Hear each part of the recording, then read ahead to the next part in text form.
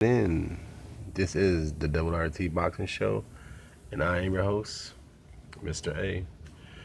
This is the post recap of Daniel Dubois finishing Doran Darch in 2 rounds.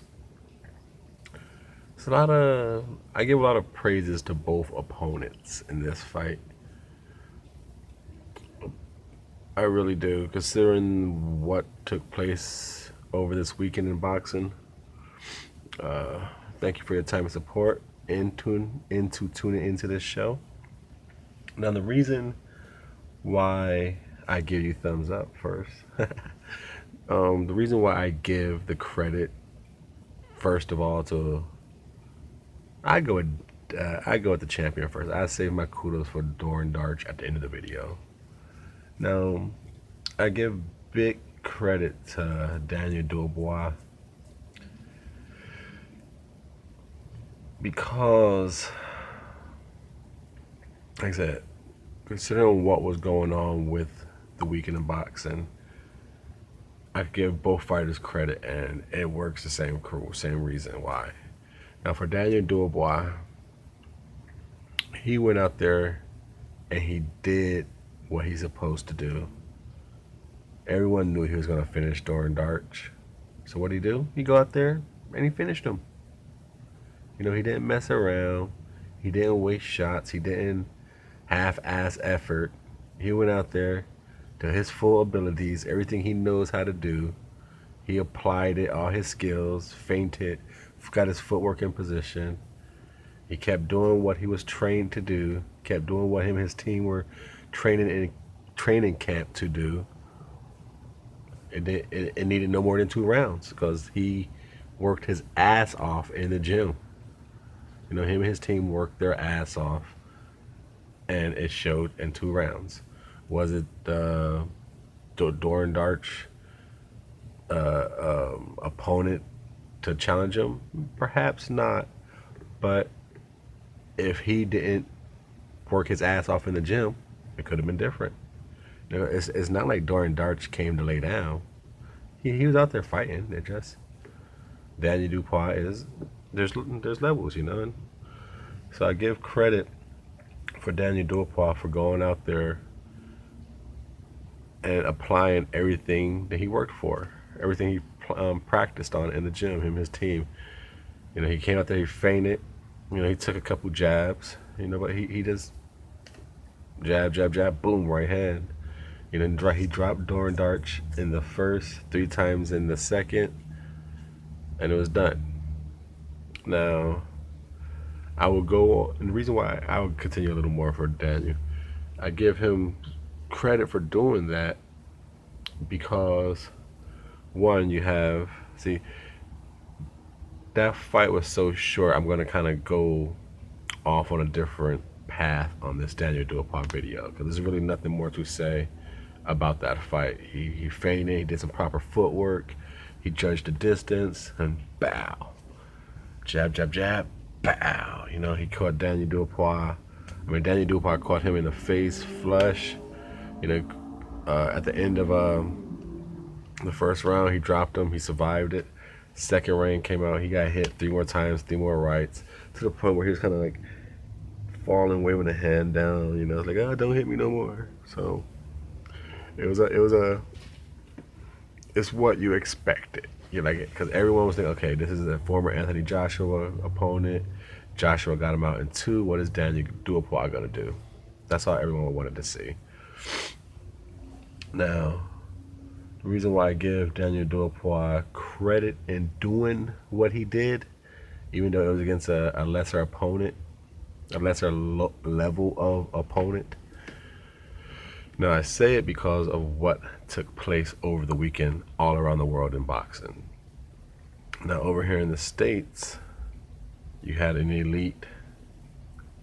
So he's an elite guy, Rigo. He quits.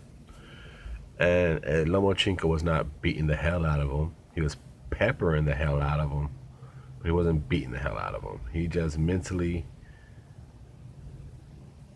beat him. He mentally beat him like he does the rest. Now, do I think he was setting him up for a heavy knockout like in the ninth, 10th round? Yes, I do. I think he was setting to knock Rigo the fuck out. And I think that's why most people quit on Lomachenko, to be honest. It's not they're hurt. They know they're about to get knocked out like in 2 or 3 more rounds. They know it. Now, back onto the path. Rigo quits. You got James DeGale, who doesn't show. He shows up, but he doesn't walk through the door. You know, he walked to. He's like, "Ooh, this is my house. I don't know if it's my house." He walks to the doorway. He looks in. And he's like, "Oh, like, dude, go in. This is your house. You know, retain your belt." I don't know if this is my home. I got my belt. Do I belong here? I don't know. You know, and then you got so he doesn't show up. Daniel Dubois shows up. Then in the States, you got you got one guy quitting. You got James DeGale not showing up, and then to me, um, Mike Conlan, great performance, great performance. But that's not what you did. What you trained to do. All your punches were sharp. Your footwork was pretty good. Your defense was your hand movement, you know. But hey, I get it. You're comfortable with low. Timothy was saying like, hey, you know, protect yourself at all times. I get it. That could have been better, you know. He could have finished that guy off. Like I said, Darch wasn't on. Darch was not on Daniel Dubois' level, and Molina, I believe that's what he fought, was not on Collins' level. Should have finished him. You did what you had to do. To me, he should have finished him. And then the other one, I thought it's a little harder to ask for a knockout considering that's not his style, but could have been better, and that's Lee Shelby. Great performance, all around the ring movement, you know, slippery, showing defensive movement, jab, hooks, uppercuts, body work. But, you know, towards the end, he starts sitting down on the punches. He could have done that sooner. That's just my opinion, and I'm pretty sure it's a lot of people's opinions. And that's why I give Daniel Dubois credit. Now, I give Darch credit for showing up and attempting that. Everyone knew. He probably even knew, like, dude, I can't beat Daniel Dubois. But I'm gonna go out there and I'm gonna crack him. You know, for the first round, he was trying, you know, trying to get out of it, and all of a sudden he got cracked in the last like 20 seconds. He fell. He got up like, oh shit, I'm not gonna win this fight. So what did he do? He could have easily took a knee, took the 10 count on his knee at the end of round 1. Like, hey, I'm not gonna win this fight. I'm not. You know.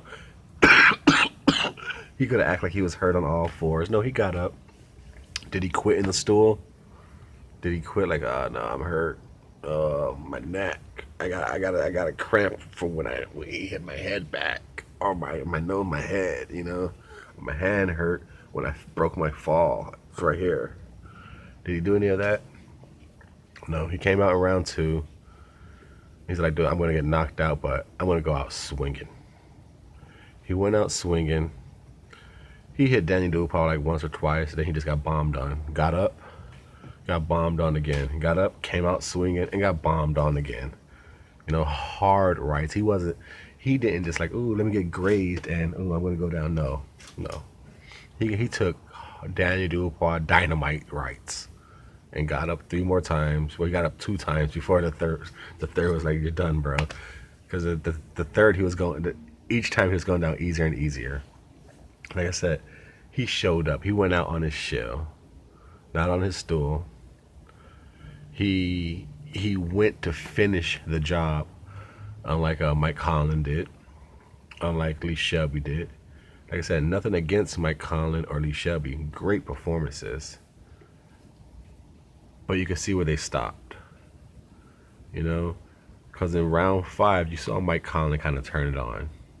You saw the intensity get up. You saw the punch, velocity come, and Lee Shelby, you saw the same thing at the end of his fight. Like if you're saving it towards the end, why not just get him out of there earlier?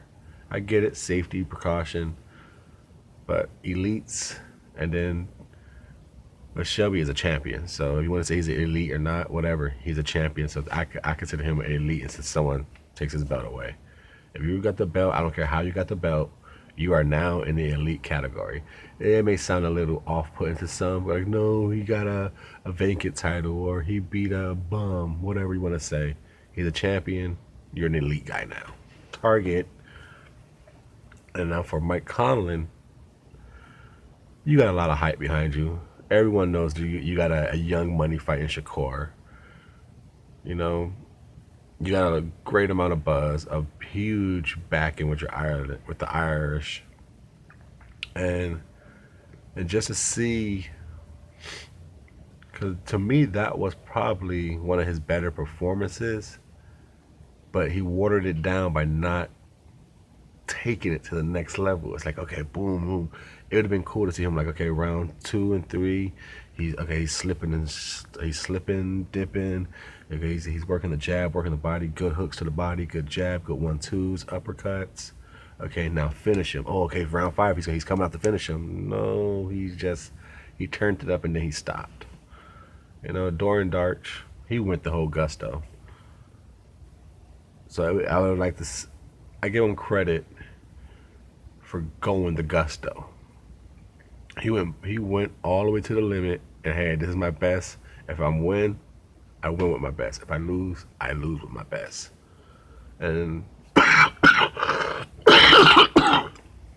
I say that because, like I said, you got an elite quit on his stool, a champion who doesn't finish the show but wins. The gal, I don't know. And then you got Colin.